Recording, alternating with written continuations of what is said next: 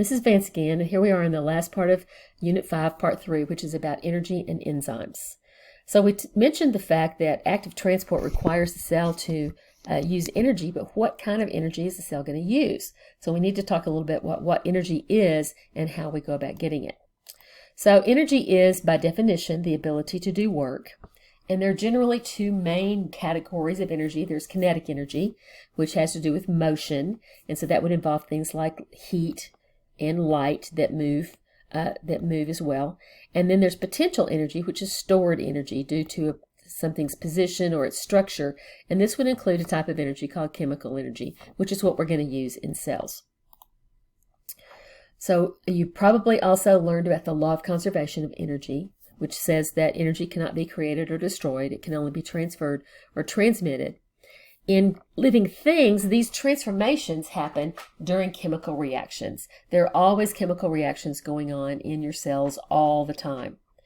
Chemical reactions are going to break bonds or form new bonds, okay? And there are two main ways we categorize these, and that's as exergonic and endergonic reactions. Exergonic reactions release energy, like you see here. So the reactants have a certain amount of energy, the products have less energy, so we're releasing energy here. That's exergonic. Endergonic means that they absorb or require energy, so your reactants start off at a lower energy state and gain energy to make the products. You probably learned the terms endothermic and exothermic when you were in middle school, and those relate very well to exergonic and endergonic because thermic just refers to heat energy, and the gonic part just refers to any kind of energy. So these are ones that release energy. It may be in the form of heat, it might be in the form of something else, but we're talking about energy transformations when we mention both of those terms. So what do cells need energy for? Well, we need energy to do chemical work of various kinds. If we're making compounds that we need, like so that we're taking different amino acids and putting them together to make a protein, that's going to require some energy to do, okay? And the molecule we use to do that is something called ATP. Transport, like we talked about with active transport, is going to require some energy to make those transport proteins work. We also have mechanical work that is done in our bodies. For instance, motor proteins like you have in your muscles that cause your muscles to contract. Those also require energy as well in the form of this molecule called ATP. So let's talk a little bit about ATP. ATP is a molecule called adenosine triphosphate. You do need to recognize the name adenosine triphosphate, and we're going to do an activity about the structure of ATP, but we refer to it as ATP just because it's much easier to say and spell ATP than it is to say and spell adenosine triphosphate. This molecule is made up of a ribose adenine nucleotide. Okay, remember nucleotides have a nitrogen base and a sugar and a phosphate. So this is ribose sugar, meaning it's an RNA nucleotide. Adenine is one of our nitrogen bases, and this one, instead of just having one phosphate, has three phosphates attached. That's why it's called adenosine triphosphate, because it has three phosphates. Those three phosphates really don't kind of like being together all the time, and so they're going to easily break apart, and you're going to break off one of those by hydrolysis. Remember, we talked about hydrolysis before. And when that third one is released, when that third phosphate group is released there, that releases some energy that the cells can use to do whatever job they have to do. The good thing about it is it releases the amount of energy that is needed by the cell.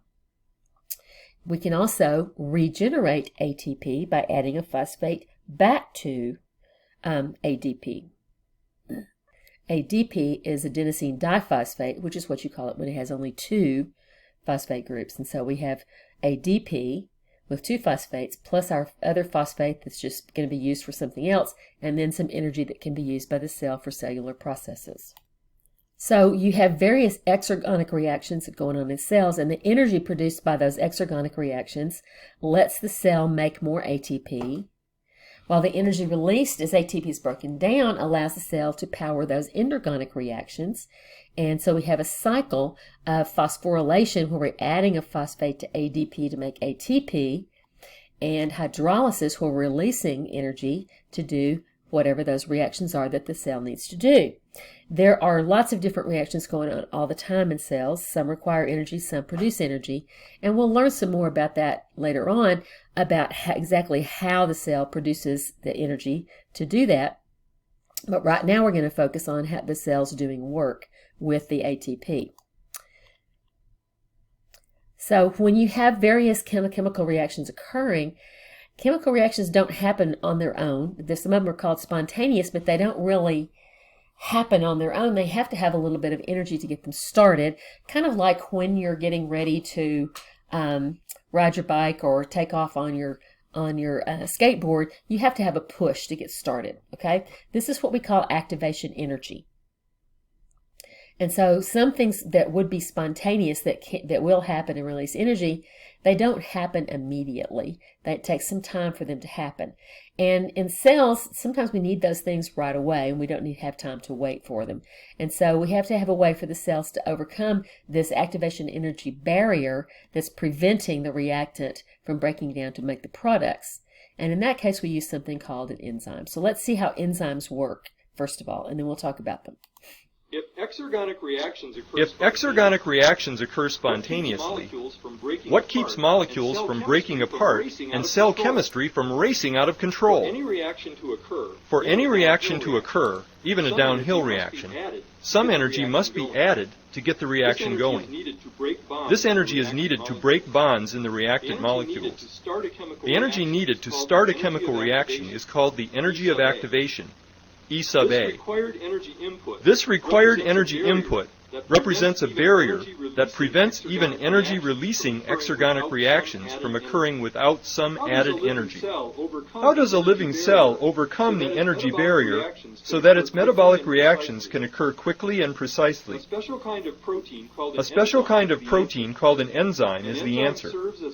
An enzyme serves as a biological catalyst, increasing the rate of a reaction without being changed into a different molecule. An enzyme does not add energy to a reaction.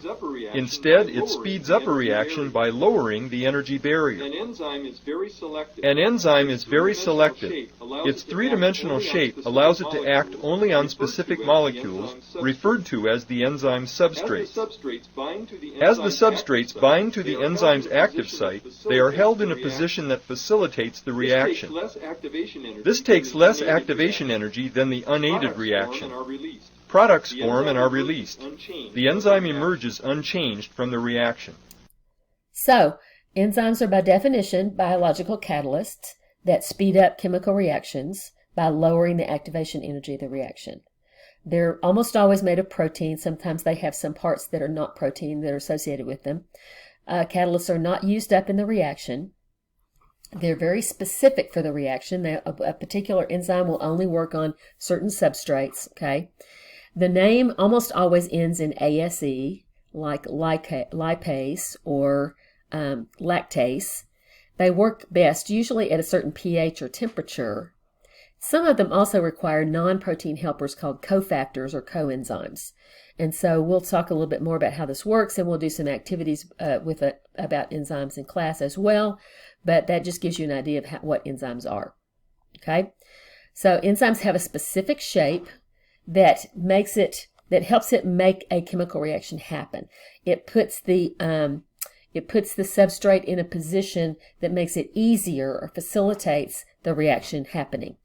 The specific pocket is called an active site, and the substrate or the reactant fits exactly into the active site, and that allows the enzyme to catalyze the reaction. Sometimes it puts a strain on the bond, for instance, to break a bond. Sometimes it puts the substrates in a particular environment chemically that allows the reaction to happen more easily.